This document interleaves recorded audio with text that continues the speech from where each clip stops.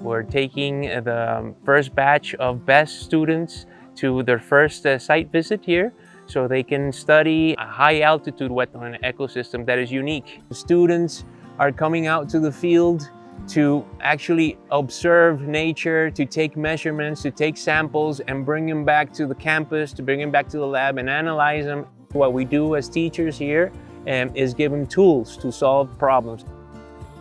We are in the Environmental DNA and Microbiology lab. The students here are mainly identifying some invertebrates we took from the field.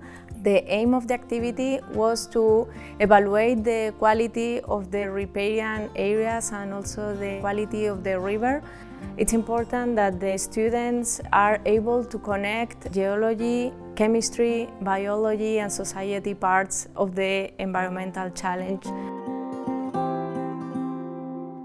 Well, I think it's a very enriching experience just because we get to see what nature is like and what we're gonna lose if we keep going like this. I'm excited for the lab to take samples in places like these and see how the quality is and how we can find solutions for them and apply those things that we find here in the field to the lab and then research on them, find solutions. I think it's a very good reminder of why we're studying this. If you look around, there's a lot of biodiversity here. The air is clean, the water is clean, we get a lot of plants, we get a lot of animals, and this is a very good way to see the impact that we have on the planet and the impact the planet has on us, how much we need it. The planet does not need us, we need the planet, so we have to take care of it.